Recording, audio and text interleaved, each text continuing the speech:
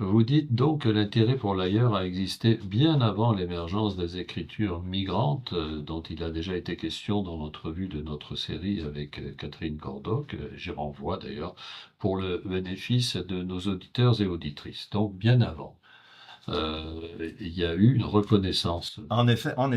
Si la reconnaissance des écritures migrantes a signalé un effort d'accueillir l'autre chez soi, de lui faire une place au sein de la société québécoise, et donc, évidemment, ça a aussi entraîné un remodelage, une redéfinition d'identité québécoise. Mhm. Le roman exotopique, lui, signale une volonté d'aller à la rencontre de l'autre, mais chez lui, dans Mhm. un territoire qui est autre que le Québec.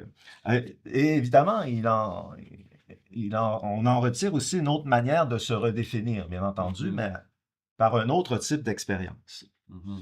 Et cela se produit, je le signalais tantôt, dès le début, même si c'est maintenant plus marqué qu'autrefois. Prenez par exemple Une de perdue, deux de retrouvée, un roman d'aventure de Georges Boucher de Boucherville qui est Oui, paru en 1849.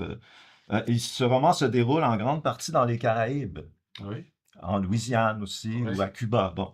Alors, même le fameux Restons chez nous de Damas, Potvin. de Damas Potvin, paru en 1908, le titre, on s'entend, est très, très Oui, significatif, est oui. emblématique de Oui, c'est l'idéologie toujours agriculturiste. l'injonction. Oui, oui, C'est restons toujours chez nous, mais il reste Mais, qu'on suit le protagoniste aux États-Unis, ensuite même en France, oui. et ce protagoniste nous dit pourquoi il veut partir du Québec, parce que c'est Mhm. la misère, parce qu'il ne peut pas faire vivre sa famille. Oui, Alors, donc, il vante aussi la beauté des pays, des régions qu'il visite.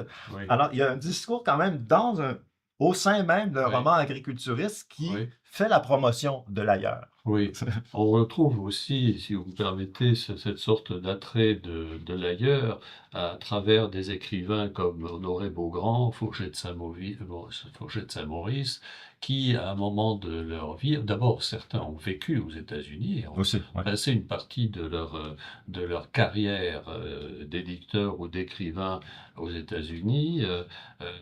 Et ont aussi eu l'attrait de l'ailleurs dans la vie militaire, par exemple. À une époque où la guerre d'indépendance américaine ou alors la guerre du Mexique Mhm. pouvait attirer de jeunes écrivains dans la vingtaine, trentaine, et ils partaient joyeusement essayer leurs compétences militaires dans ces régions-là. Et ils en parlaient ensuite dans leurs fictions, dans Oui. leurs écrits, dans leurs témoignages. Certains, comme Fauché de Saint-Maurice, Honoré Beaugrand, sont allés jusqu'à l'autre bout du monde et certains en Algérie même, au moment de la colonisation algérienne. Curieusement, en fantasmant à travers cette colonisation de la France de l'Algérie, une sorte de nouvelle France dont ils avaient rêvé dans leur jeunesse. Alors, que dire donc de l'attrait de l'ailleurs dans le classique ou trop classique, par exemple, Maria Chapdelaine? Là, on a l'impression d'être vraiment ancré dans le roman de Louis Hémon. Je renvoie à l'entrevue de Pierre Hébert au tout début de cette série, où il aborde la question de la tentation de l'américanité dans cette fiction de 1913. N'oublions pas donc non plus qu'entre la fin du XIXe siècle et entre la moitié, pardon, du XIXe siècle et la moitié du XXe, près d'un million de Canadiens français ont émigré pour des raisons économiques dans les États voisins du Nord-Est américain, ce dont témoigne notamment euh, le roman de Ringuet dont vous avez déjà parlé, 30 arpents, en 1938. Mais de façon plus générale, à propos de cette présence du voyage dans le roman québécois, observez-vous une évolution au sein de cette production? Est-ce que cet intérêt pour l'autre, avec un grand A toujours obéi aux mêmes motivations? On observe en effet une évolution et c'est là que ça devient intéressant d'en faire une analyse complète Mhm. de décennie en décennie. Les enjeux se déplacent, les motivations pour se rendre ailleurs ne sont pas toujours les mêmes. Les régions du monde qui suscitent l'intérêt aussi ne sont pas toujours les mêmes.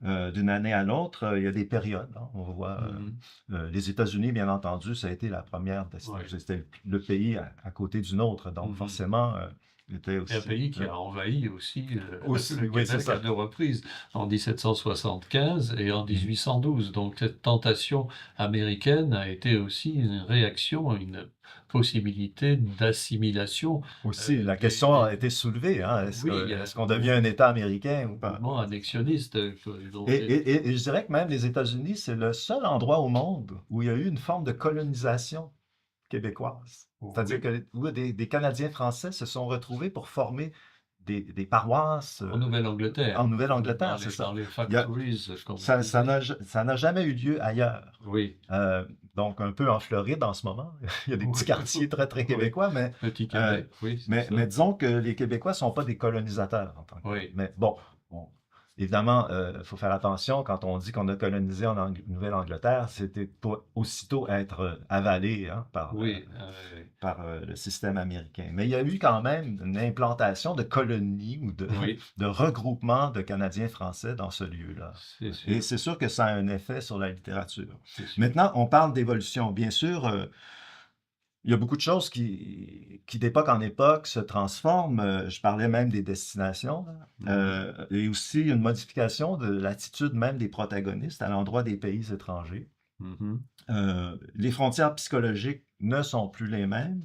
La recherche de l'ailleurs n'obéit plus aux mêmes désirs. mhm, Et je dirais même que le rapport à l'identité québécoise, à travers ce qu'on voit, à travers ces romans-là, tend à se transformer. mhm. Ah, donc, c'est sûr on peut faire l'énumération de toutes ces caractéristiques. Je m'emploie à le faire Oui, dans donc ma il y recherche. a un lien très net donc, entre la quête de l'ailleurs et l'identité québécoise. Ah oui, absolument. C'est indissociable. Confronté à l'étranger, le sujet québécois est amené à s'interroger sur sa propre identité, qu'elle soit Mhm, personnelle, sociale ou culturelle. Il suffit de relever quelles sont les motivations qui poussent les protagonistes à se rendre à l'étranger pour se rendre compte que dans la très grande majorité des cas, ce désir relève moins d'un attrait en tant que tel pour l'ailleurs mhm, que d'une insatisfaction à l'endroit du Québec. mhm, Ce qui prédomine, c'est le sentiment d'un manque. mhm. Ce manque peut être d'ordre économique, vous l'avez mentionné avec 30 arpents de Ringuet, ou Restons chez nous, qu'on a mentionné aussi tout à l'heure. Je pourrais multiplier les exemples, mais j'en ajoute deux, moins Oui. connus, hein, pour donner au moins leur chance de se faire entendre. Alors, Hervé Biron, Mhm, avec Poudre d'or en 1945, nous mhm, entraîne en Californie. mhm. C'est l'époque de l'Eldorado, C'est hein. ça, Donc, vous avez conquête de l'Ouest. des Canadiens français Ouais. qui se rendent, ils veulent faire fortune là-bas, Mhm, qui réussissent en partie, hein. C'est pas mhm, un roman défaitiste. Bon. mhm. Jean Pellerin, dans Le Diable par la queue, en 1957 aussi, amène toute une famille à New York. On refait le parcours qu'on avait vu dans Restons chez Oui. nous. Cette fois-ci, c'est la déception. Mhm. Ils doivent revenir ensuite au Québec. Ils sont très, très contents de Ah, retrouver leur pays. mhm, Alors, qu'ils vivent une désillusion ne change rien au désir qui les a poussés ailleurs. mhm. Le manque peut aussi se vivre sur le plan personnel. Oui. Là-dessus, je peux mentionner, entre autres exemples, L'eau est profonde, un court roman psychologique de Diane Giguère qui est paru en 1965, qui commence par cette phrase, c'est l'incipit, et est assez emblématique, je Oui, trouve. faut Je la la cite. citer, oui. Je crois que j'aurais suivi n'importe qui dans la rue aujourd'hui, n'importe quel étranger, tant j'avais envie d'être mené quelque part, loin d'ici, n'importe où, pourvu que ce soit loin, très loin. C'est fort, oui. Alors, vous voyez ici, il n'y a même pas cette idée, je veux aller à tel endroit. Non, non, Mhm. n'importe où. Surtout, oui. Donc, c'est le désir vraiment de quitter une situation Mhm. étouffante. Dans les années 1980, parce qu'on Oui, a déjà parlé du rapport aux États-Unis, c'était la misère qui entraînait les protagonistes oui. au sud de nos frontières. Dans les années 80, ça se passe un peu autrement, c'est-à-dire que l'exploration des États-Unis obéit à des motivations qui ne sont pas économiques. Les écrivains à ce moment-là et écrivaines ont ressenti l'urgence de penser l'américanité du Québec. Mhm. Alors, après des décennies à considérer la France comme le modèle auquel se confronter, on a commencé à se dire que le véritable modèle rival était du côté des États-Unis. notre super puissant voisin. Bon. Oui, on en sait Alors, quelque chose ces temps-ci, oui, avec les c'est ça. dernières élections. On s'inquiète beaucoup. Oui, Bon, alors, la plupart des romans de cette période présentent donc des protagonistes qui, fatigués des impasses politiques du Québec, mentionnons le référendum de 1980, hein, oui, qui a eu pour résultat le non oui, à l'indépendance. Bon, oui, alors, ce qui a beaucoup chagriné nombre d'artistes et d'intellectuels et sûr. d'écrivains. Bon, alors, la plupart des romans de cette période tentent de tirer leur épingle du jeu à New York ou en Californie. Je peux mentionner La première personne de Pierre Turgeon Oui. en 1980, ou encore Volkswagen Blues de Jacques Poulain en Plus connu, 1984, Une histoire américaine de Jacques Godbout 1986, Copie conforme de Monique Larue 1988. Vous voyez, ça fait quand même pas mal de Oui, monde, ça, qui oui. nous amène aux États-Unis, surtout New York et la Californie. Oui. Tous ces protagonistes rencontrent un échec cuisant. Il faudra attendre, selon les recherches que j'ai faites jusqu'à présent, 2014, avec un beau roman de Claudine Bourbonnais, Métis Beach, Oui.